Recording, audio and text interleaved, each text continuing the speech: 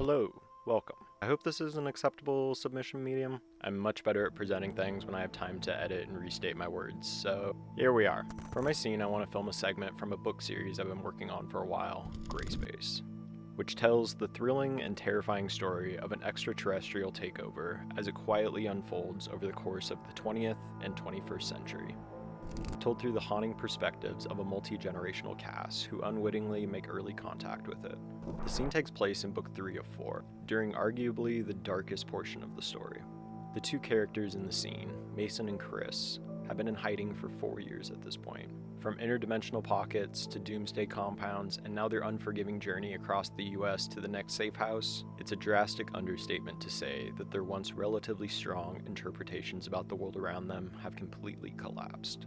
They've abandoned their former identities, lost touch with their own sanity, and while there are still a few of them floating around out there, for the time being they've lost most of their travel companions.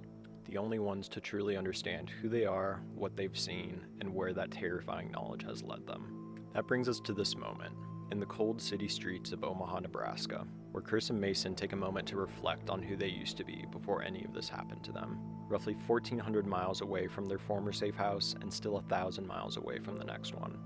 The scene will take place in either an alleyway or a parking garage, a transitional space existing between locations, out of sight from the populace and designed to be temporary. It's a frigid night in December. The blood coating the gash on Mason's forearm is equal parts frozen and coagulated.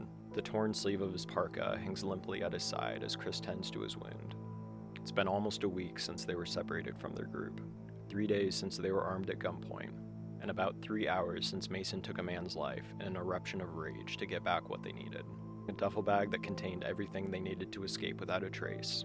They're alone, scared, up against a media ecosphere that has propagated and sold the lie that they are dead, and on the run from those willing to solidify that as a fact should they make any public noise. There's a looming sense of dread and loss that I really want to capture in the scene. When these two speak of their lives before the vivarium, it holds almost this third-person point of view to it, sharing bits of their past selves in a similar tone one might share stories at a funeral wake, reminiscing in a nostalgia they will never be able to return to, because in some fashion, they themselves did die in the Goldridge Mountains the night the pocket opened, and what remains is a series of shattered reflections attempting to pass themselves off as others. This is the point in the series where our main characters reach their lowest point. In a nutshell, it's emotionally heavy beyond what their emotional palates can handle. So that's where the characters are at. But what does the scene look like? How does that translate into what we see? For this segment of the story, I picture the color scheme as being very cold and dark gray, almost grayscale, with a slight tendency towards blue.